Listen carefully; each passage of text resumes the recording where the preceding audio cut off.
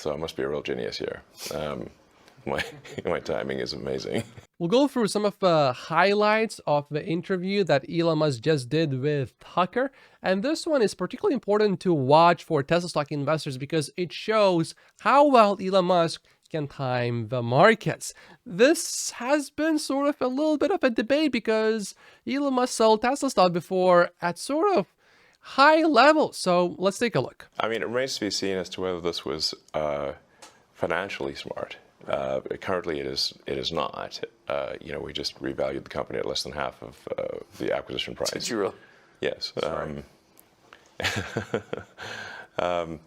No, my timing was terrible for when the offer was made because it was right before advertising plummeted and you caught the high water mark, I noticed. Yeah. So I must be a real genius here. My timing is amazing. Since if I had bought it for at least twice as much as it should have been bought for. Some people believe that Elon Musk is a genius when it comes to timing stocks, for example, especially Tesla stock and the markets.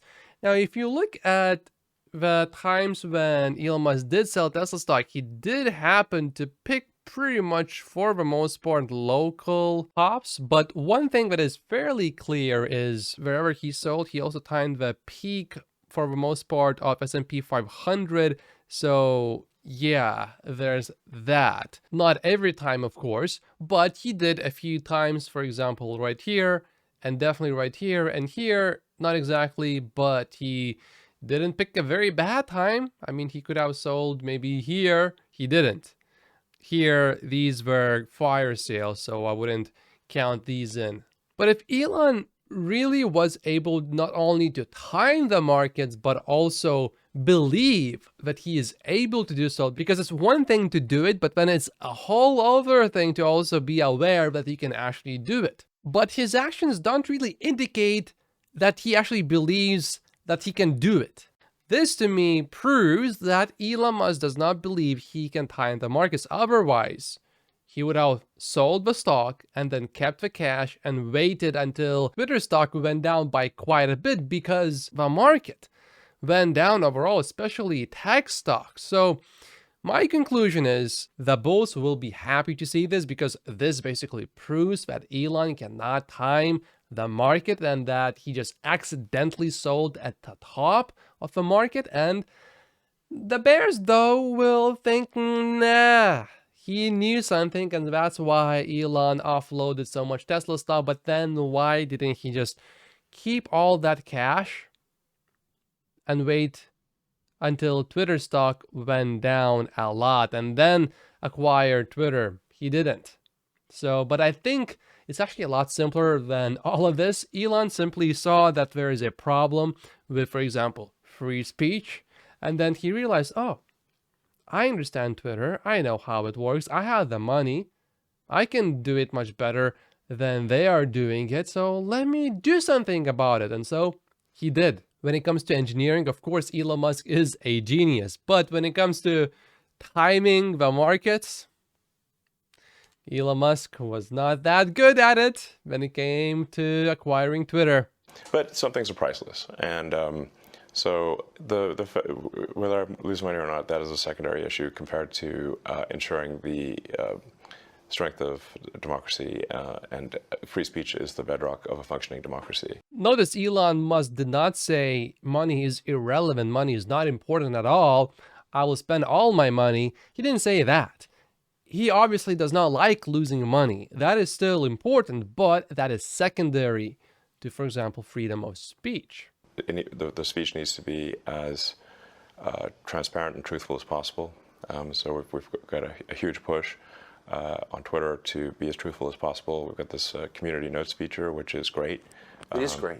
It is awesome. Yeah. And it's like... I saw it this morning. Yeah. It was far more honest than the New York Times. It's great. I love community notes. This happened today. Tesla tops a list of most recalled vehicles over a lifetime.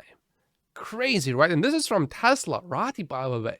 And they got community noted because that headline is not exactly it's missing some important context.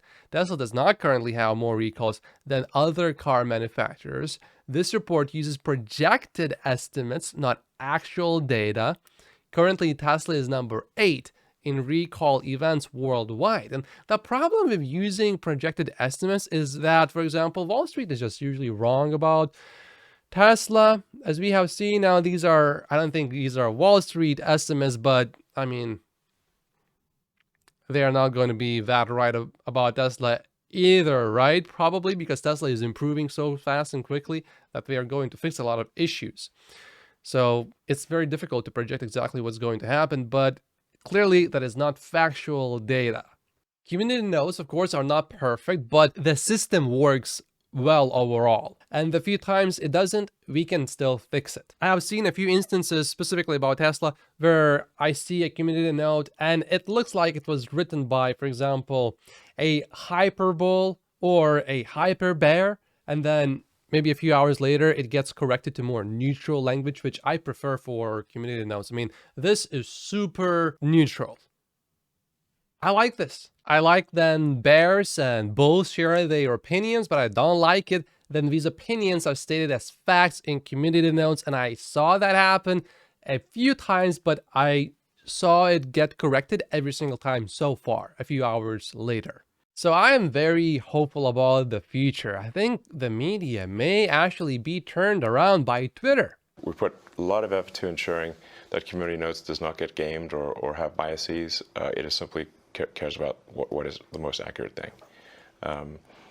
And sometimes truth can be a little bit elusive, but you can still aspire to get closer to it. Yes. And so, and I think the effect of community notes is more powerful than people may realize, because once people know that they could get noted, community noted on Twitter, then they'll think more carefully about what they say. They are likely. It's an encouragement to be more truthful and less deceptive. When Reuters posted their first article that said Tesla missed delivery estimates, Reuters got community noted, and then they issued a correction. The correction said Tesla posts a record quarterly delivery number after price cuts. Very different. But if it wasn't for Twitter, I don't think they would have really changed their article. And their final version was actually pretty good. When you jumped into this, though, when you bought it, did you understand? Well, clearly you understood its importance. You wouldn't have bought it. Twitter, yes. Right. But it's not the biggest, but it's the most important of the social media companies. But did you understand the kind of ferocity you'd be facing, the attacks you'd be facing from power centers in the country? I thought there'd probably be some negative reactions, yes. So I'm sure everyone would not be pleased with it. But at the end of the day, if the public is happy with it, that's what matters. And the public will speak with their actions. If they find Twitter to be useful, they will use it more. And if they find it to be not useful, they will use it less. If they find it to be the best source of truth, I think they will use it more.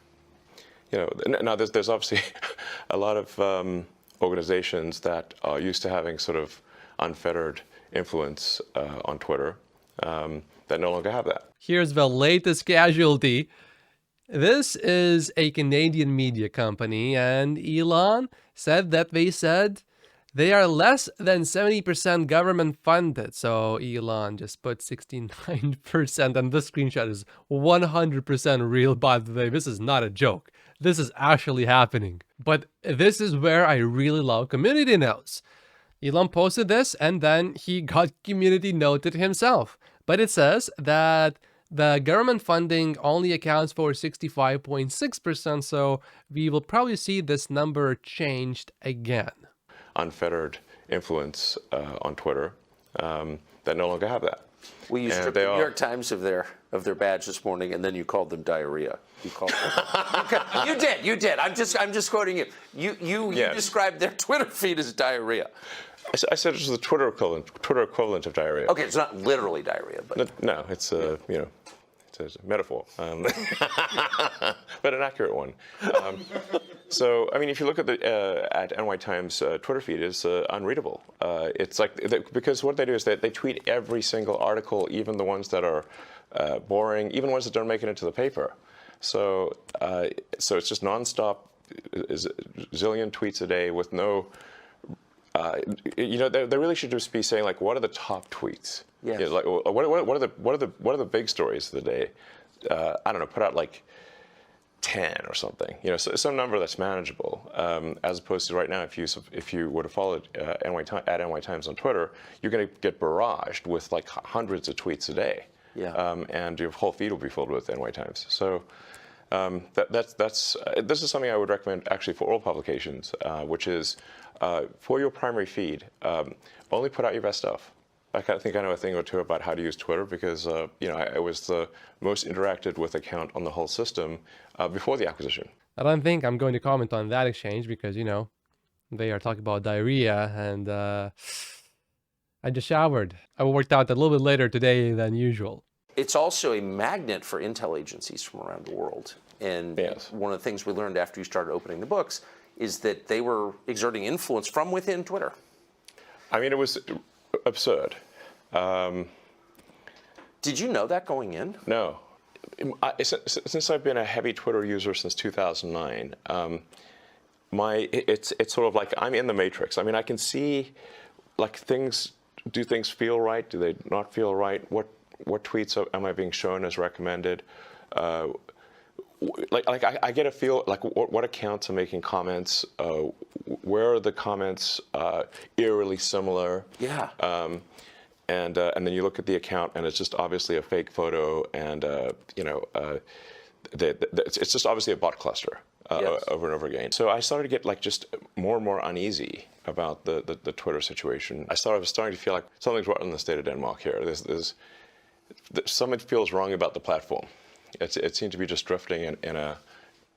I couldn't place it exactly. Just it felt like it was drifting in a bad direction. So then I was like, and my conversations with the board and management seemed to confirm my intuition about that.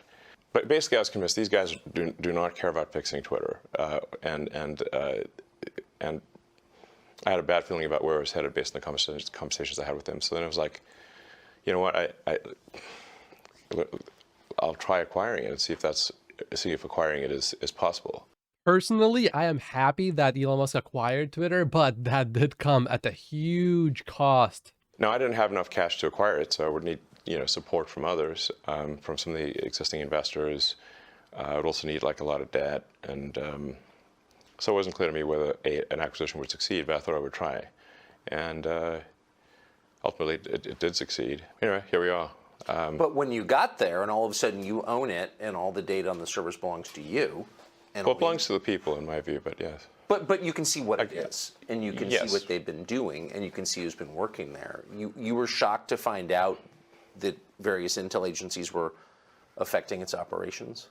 The degree to which various government agencies had effectively had full access to everything that was going on Twitter blew my mind. I was not aware of that. Would that include people's DMs? Yes. Yes, because the DMs are not encrypted. So one of the things that we're about to release is the ability to encrypt your DMs. That's pretty heavy duty, though, because a lot of well-known people, reporters talking to their sources, government officials, the richest people in the world, Sure. they're DMing each other. And the assumption, obviously, it was incorrect, but was that that's private, but that was being read by various governments? Yeah, that seems to be, yes. Scary, but that is about to change. And this is an important message to all Tesla stock investors. My name is Matt Post. Just like and subscribe if you haven't yet, and I will see you in the next video. Thank you so much for watching.